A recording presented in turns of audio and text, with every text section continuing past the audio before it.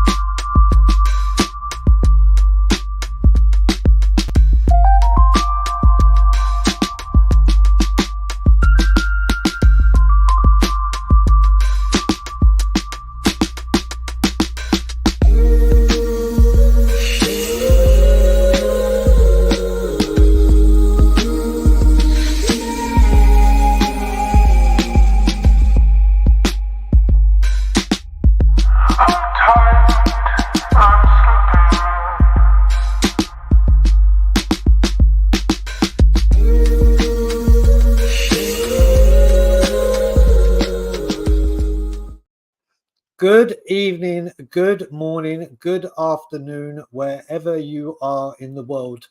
Don't adjust your sets. Me and Brian Ireland are back together in the same country, in the same city, in the same room. Back with a new show we're going to do. May not be Fridays, but it will be a new show for you guys. So as you know, I am joined with my co-creator, Brian Ireland. How are you, brother? I'm great, brother. Fantastic to be here. It is the two Brians back again. This is a thing that we started doing when we first started the channel. Yep. When we were in the same city. It's been a bit since that's been the case, but here we are. And yeah, super happy to be here. It's going to be fun. There's lots to chat about. Obviously, it's late night. We got a really early game, so there's not a ton of time between this conversation, what's going to happen tomorrow, but you know, it's going to be more than just the game tomorrow, but what the state of Spurs at the moment. If you read the description, there's lots to chat about. So looking forward to it, brother. There is. And before we get into it, and before we say hello to the people that are with us, just so you know, pinned at the top of the chat, Tottenham on Tour have finally released our own merchandise. The shop is active now. The link to it is pinned to the top. So if you get a chance, check it out. There's some great merchandise there. If you want some kit, exactly, being modelled here. But before we get into everything, let's say hello to everyone in the chat. Yeah, let's do that. All right. So Scott M is in the chat. He was one of the first here. Yep. Good to see you, Scott. Canadian. We've got Lisa with us as well. Lisa, what's up? Good to see. I'm glad you're getting to enjoy us again. Kid Yid, evening. Sorry, I didn't see you at Liverpool. It was late. Big up, Kid Yid. I wasn't there. I was We Are Tottenham TV, so I didn't make the Anfield protest, Liverpool protest at Anfield. Protest them too. Yep. Fuck them. Oh, I swore already. Lisa's in the chat, as we said already. Good to see you, Lisa. Bobby K, our boy Bobby K is in the chat. What's up, Bobby? Maybe we ask him to come on later if he's still kicking around. We'll see how that goes. Okay. Crossbones Z Gaming. Big up. What's up? Big up. Going Australia. On? Devin, hello guys. Big What's up, Devin. How you doing? Toxic Headshot, who is around and about here.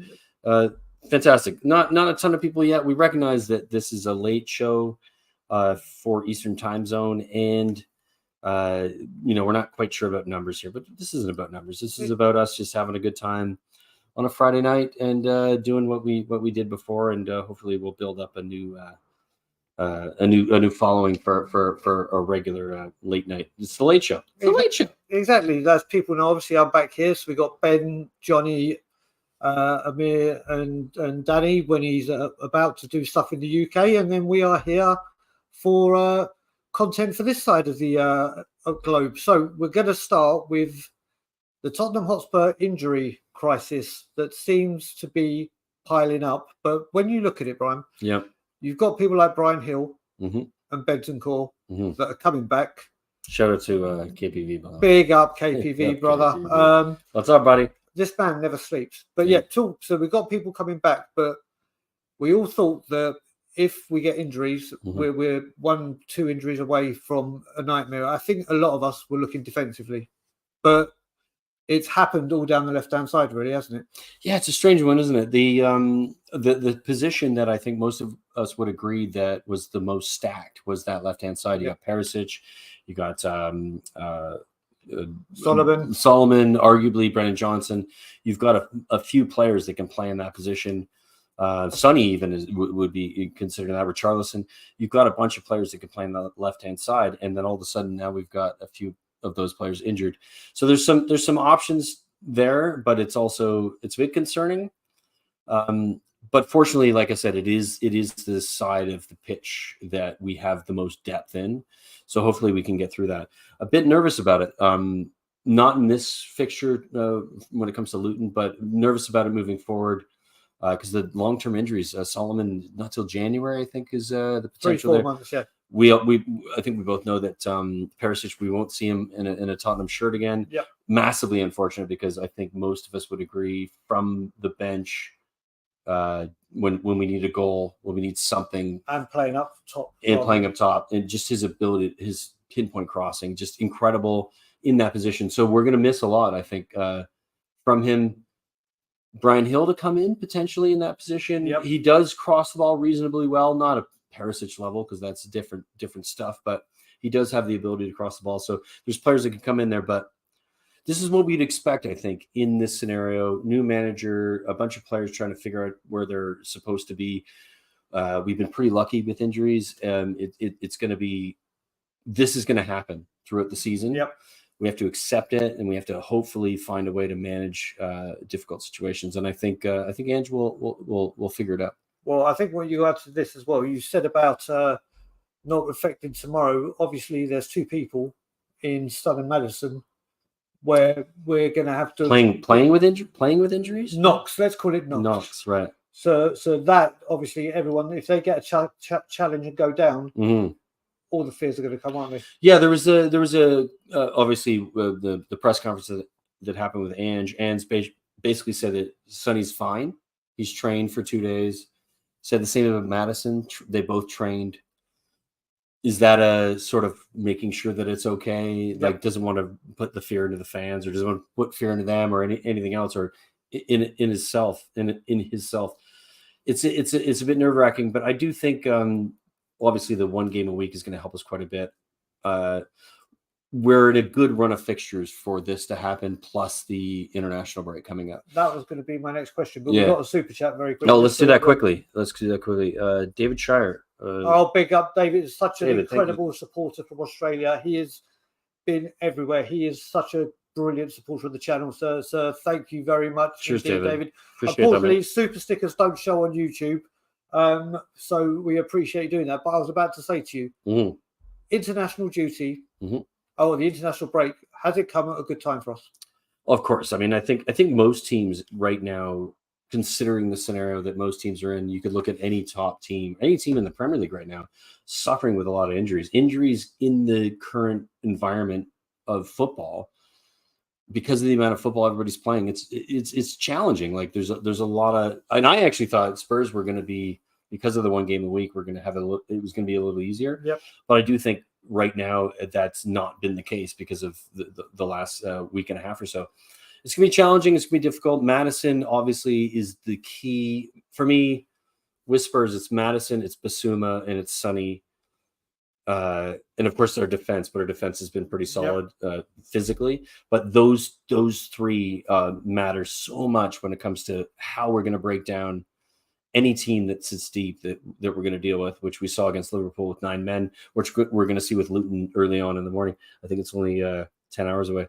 It's going to be difficult. We're going to have to find a way to play football in a way that's going to allow us to get in behind teams and break down really, really resolute, very defensive teams. And many of the players that we would rely on for that are now unavailable. Yep. So the Sonnies and the Madisons are key, that they stay fit, that we can find a way to manage that. So when you look at this, and I've been having this conversation with everyone I speak to, if one of them had to be benched and come off the bench tomorrow, who do you think is more important to start, Maddison or Son? Maddison, I would say. I think Son. There are 2 or 3 players that can play in that 9 with the right amount of creativity from Maddison that will get something from it, right? So if Sonny's not there, Valise, Richarlison, any of those other sort of potential fringy sort of striker number 9 positions, if they have a Maddison to feed them, there's goals there. If you take Maddison out of it, you lose the buildup, you lose the potential for that creativity. And I think Maddison's more important than anybody in our team right now. And losing him is, it's I hate to bring it up, but similarly to losing Kane, when it comes to what he brings to the team, you lose so much. And it would be, I would say disastrous, because none of us expected us to be where we are, but it would be damn, like the depth is a problem, which I think we all know is the case, but it just highlights it. Okay, so next question: if that does happen, and Sonny is benched, who do you play up top in the 3? I would take a risk, and I know that this may be not the most popular position or decision. I would put Valise immediately up top. He's a massive kid. He's big. He's 6'2", 6'3", physically able. I also feel like Ange is willing to take that type of risk because he's done it previously with other clubs. And we are playing in this scenario, with all due respect, a Luton team who are just going to sit deep, and we need to find a way to deal with that. And dealing with the team that sits deep, as we know, often is that cross. We saw it against Liverpool with Porro, effectively ensuring that we got that win because of a mistake, because of the intensity of the press and the ball coming in, a really good solid ball coming in. Valise is in position, I think is massive. So I would put him in there, and I put Richarlison on the left and keep Decky on the right. If Sonny's not able to start, what would you do? That's exactly what I've been saying I'd do, because also you have to look at how Son was starved of space against Sheffield United. Yeah. And he was working off of scraps, and I think Luton are going to do the same. Yeah. So having the target man up there is going to be, for me, a much better option. And then Son comes on when Luton are tiring, if he needs to come on. If need be, because obviously we had him as he needs a rest. Well, he's then got a 26-hour round trip to Korea. Is there not a scenario where he just doesn't go to Korea? Like I know Ange isn't going to do it, because we saw him in his press conference today. Ange basically said, I'm not going to dictate what happens internationally, because I recognize the importance for these players and their international duty, and what, of course, he's captain of South Korea. But at the same time, like, just chill, man. just don't play. Someone said, and I can't remember if it was in the chat or someone I was speaking to, and they hit the hammer on the head. This could be solely to do with endorsement deals he's got, that he needs to be, whether he plays or not. It's just Samson and there's a necessity because of like financials. Exactly, and the good thing to look at it is the South Korea. The South Korean manager is now. Yeah, it's Jurgen Klinsmann, of course, he's going to look after him. And of course, and that came up in the press conference as well. Postecoglou said, like, I trust Jurgen. I do think, and of course, it's obvious when it comes to Postecoglou, he is going to have a relationship with Jurgen. Yep. And respect him at the highest level, and they're having a conversation. So if they decide, for good reason, what should happen, that's likely what's going to happen. Sonny's probably going to go. We will go. He'll potentially come off the bench, play a little bit of football, but it won't be like relied upon the same way. Arguably, if it was what are the games? Are they? They're 2 friendlies. One against friendlies, Tunisia, right? So they're both friendlies. And the other one, which is the concern apparently, because they're very, very physical, is Vietnam. Right, but the key to those is that they're both friendlies. Yeah, I believe they are. I don't know if the second one is. I think you're right there. I don't think they're relying on Sonny to qualify for anything. No, that and that's key, because obviously, if they were, then he plays. Well, the other way you've got to right? look at it as well, Jurgen's got to be thinking about the the Asian Cup that he's going to in January. Mm-hmm. And do you Being want to fit risk for him that. getting injured Yep. and being out for 3-4 months? Yep. And losing your star player? But Sonny's been nominated for Player of the Month. Yeah. Do you think he's going to get it? No, I don't think so. I think he's on the cusp of it, but I think there's other players. Maybe, I don't know. Who else is nominated? Oh, we went through this. Let me find it.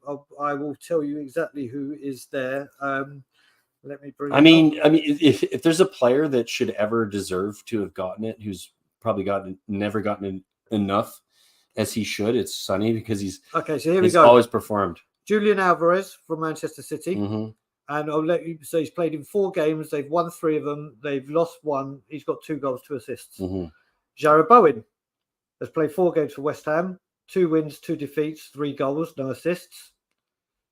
Neto from Wolves played 4, 1-1, drawn 1, lost 2, 1 goal, 3 assists. Salah, 4 games, 3 wins, 1 defeat, obviously to us. Mm-hmm. 2 goals, 2 assists. Heung-min Son played 4, 1-3, drawn 1, 6 goals, no assists. And Kieran Trippier played 4, 1-3, lost 1, 4 assists. And Ollie Watkins played 4, 1-3. It's hard, man. Lost 1, scored 4, 1 assist. I wonder, put in the comments who you think is going to get Player of the Month. Get in the comments who do you think should, based on what Brian just said, who deserves it, or do you think Sonny should get it? I mean, 6 goals in that period of time is incredible. One of those is a hat trick. So I do think, like, I take that into account, despite maybe we shouldn't, but I do take it into account because it's one game, and in that one game is a specific measurement, whereas some of the other players may have had it over a period of time. But yeah, I think he's in the conversation. Apparently, I think Postecoglou has been nominated as well. Yeah, we can have the double again. Yeah, if Southern and Postecoglou get it, both players of the month, both managers of the 2 month. in a row. That's got to be a first. Yeah, trophies for Spurs. And Vicario is up again for Save of the Month. Vicario is so good. So yeah, it's an interesting one. You can't argue with any of those, really. Like, all of them, based on those statistics, you could say they deserve it. How it's affected their position in the table and where they are as a club, and their position, you could probably say Sonny deserves it more than anyone. I'm going because you're looking at unbeaten, you're looking at big goals and big moments against big teams. He scored against Liverpool. Scored against the Filth twice. Filth twice. He's also, like, just being really, really great as a captain, and over and above just the statistics you mentioned, the effect he's had on the team. I'd probably go Sonny. There you go. So we're getting the double. Double, baby. We're getting the double. What have people in the comments said? Are they all going Sonny? Let's check. Sonny wins it. Sonny all the way, mate. Yeah, looking good. Sonny wins it. Big up, homies. What's up? How you doing? Big up, Leo. Me. We got Bobby Case's 6 goals, but who did their other players play against? I think Sonny had the toughest schedule, and the fact that he's not. Good point. Yeah, 100%, Bobby. I literally was, like, listening to the statistics and trying to find a reason not to pick Sonny, like most people do. I don't know, because that's sort of what people do. But yeah, he's been fucking brilliant. Like, when you think about his effect as a captain, right? We all thought last season, I think, with Sonny, that okay, maybe he's at the end of it. You know, he did it. He won the Golden Boot, past his best. He's moved on. This season has have become the captain, and to do what he's doing in every game as a 9 in a position it's new for him, new for our club to have him as a 9. Yeah, just you got to give it. You got to give it. You got to. You just have to give it. You got to give it. Let's move on to the next subject as well. Yep. Potentially, and it means nothing in the grand scheme of things, but as things stand tomorrow, and could be with the international break, Tottenham Hotspur could be going into the second international break. Top of the league.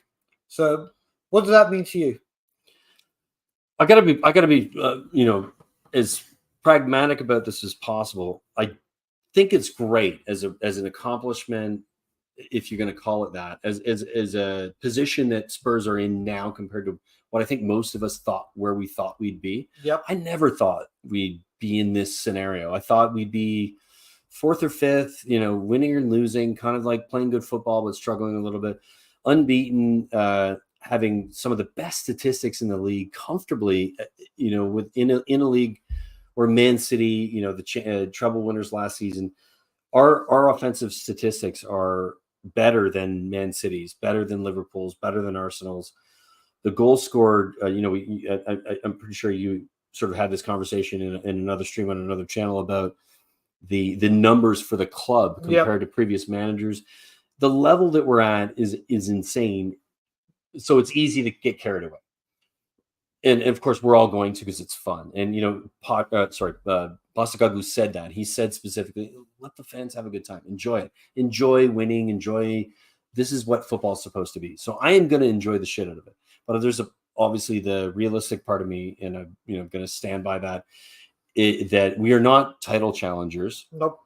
We're in the first season, 7 games in, of a very great, well thought out project that could potentially turn us into that maybe next season, but probably correctly the season after, where we'll really challenge, we'll really be in that conversation with good depth, with the understanding of Ange ball and how that's going to function. But it's hard not to get carried away when you're unbeaten. You're a point behind, the league leaders that everybody's pipping to win the league, and that you've played against the 2 teams that are arguably in that conversation, Arsenal and Liverpool, and come out with 4 points against them, away and at home. So it's fun to get carried away. I'll allow myself to do it a little bit, but I'm going to be realistic and say that not title contenders, but certainly we can spoil the fucking conversation. Well, for me, what this means is literally everyone's waiting for us to screw up. Everyone's waiting. Well, because they all hate us because of the attention we're getting, the football we're playing. If we win again and go into the second international break undefeated, and potential top of the table, whether Man City beat the filth, whatever, to go into October. So exciting. Sorry. I said to people, how do you enjoy it? If you went to every single sport, any football fan actually, of the team in the Premier League, and said, who is going to have the longest unbeaten run? And if City beat Arsenal, I don't think anyone would say Tottenham Hotspur for the last undefeated record in the league. I just don't see it, and that's the thing I'm looking at. If we can grind out another win, it is great for the team morale. It's great to show we're not being that word Spursy. It shows that there is something there. We're stronger. We're mentally, I think it's a big thing. Yeah, I agree. I think that's the most important part of it for me, is that the difference between mentality, the way we see this team, and how we'd seen the team in the last 2 or 3 seasons, where it was a desperation to try to be there because we had the manager and we're supposed to have the players and we're supposed to do this and we're supposed to do that. So what we have now is oh shit, really? Could we? There's but it's also there's, from my perspective, I have zero expectation of us winning the league in this season. But what I'm seeing is a team that's bought in, a young team that has bought into a really good manager's understanding of what he wants to do and where that can go. And so I'm going to enjoy us being in these positions that are arguably sort of absurd to consider us being title challengers. Now that could change, who knows what happens injury wise. And we saw Arsenal, who I think were overrated last season, end up shitting the bed and bottling it and not being remotely close to winning the league, despite having, the best record for however long they did. We're just enjoy it. Exactly. Enjoy the football. Exactly. And let's bring up the super chat that's just come in. Thank you to everyone that's been giving. Oh, it's Jason. Great. Big up, Jason. Bravo. He's Nova Scotia, right? He is indeed. We're going to try and arrange him getting to Toronto to the Scotland Yard. I've been wearing the same Spurs shirt for every game. Should I now wash it or leave it? Listen, mate, remember me and my chicken wing stain Tottenham on tours. We are Tottenham TV shirt. Good luck, things. Keep it going. So I'm going to counter it because I don't. Geez. Well, hey, you know what? You got to have balance. Yep. I don't believe in luck. I think it's nonsense. I don't think that what you wear, what you do, has any remote effect on what happens on the pitch.